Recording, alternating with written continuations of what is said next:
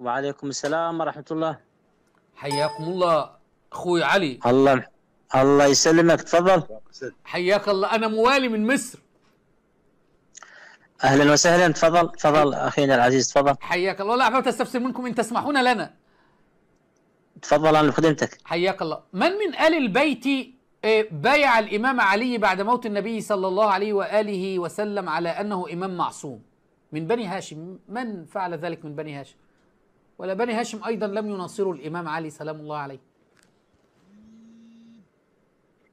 اخينا العزيز، اني اولا معلوماتي ضعيفة بهذا الجانب. اعرفك انا انا عارف، بس انا كنت حبيت يعني افتح مع حضرتك الموضوع.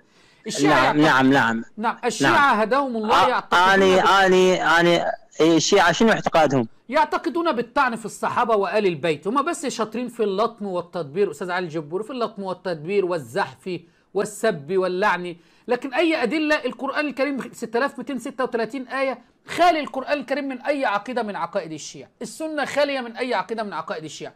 زعموا بتنصيب 12 إماما وأعطوهم صلاحيات وكل شيء بدون دليل ولا برهان. هذا الله الشيعة الإمامية يا رب. احنا معتقدنا بانه الائمه المعصومين عليه السلام لهم الخلافه بعد رسول الله صلى الله عليه واله. دليلك ما في دليل لا في القرآن ولا في السنة.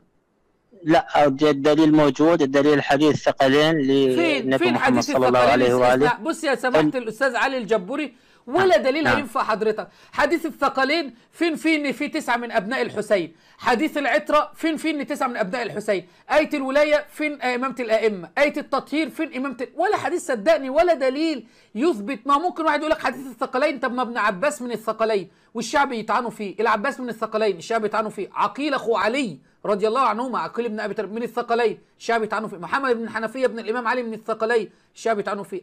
زوجات النبي صلى الله عليه وسلم. حديث النبي محمد صلى الله عليه واله من كنت مولاه فهذا علي مولاه. فين بقى فين التسعة الائمه؟ فين التسعة الائمه في الحديث ده؟ للاسف زي ما قلت لحضرتك انتوا وضعتوا 12 اماما بدون دليل، كده كلام فاضي. لا، حديث للنبي محمد صلى الله عليه واله الخلفاء من بعد 12 وجد شيء. انا اختصاصي يعني قلت لك مو اختصاص في القضيه، لكن والله اتصلنا بالمختصين، احنا لنا اكثر من 2100 اتصال على معمم الشام، ما فيش حد بيجيب، لكن لعل الله ارسلنا اليك. بس استاذ علي اسمعني، حتى ولم يكن هذا اختصاصك افهم ان حديث حتى لا يزال الدين عزيزا ما وليه 12 خليفه. الدين كان عزيز في ولايه الخلفاء ال 12، لكن الدين دلوقتي اهو العراق اهو في خلافه امامك المهدي لا كهرباء ولا ماء ولا بنزين، والشيعه فقراء والمعممين بيسلكوا، والشيوخ دمروا العراق شيوخ الشيعه.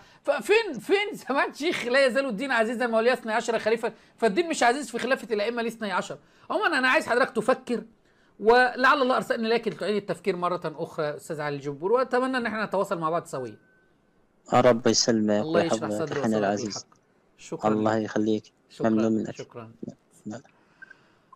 الله يهديهم يا رب، اسال الله ان يهديهم وان يشرح صدورهم الى الحق. لا يعلمون شيء لانه معتقد مخالف للقران والسنه كل دليل هيجيبه ما ينفعكش، لا حديث ولا ايه ولا اي شيء هينفعك.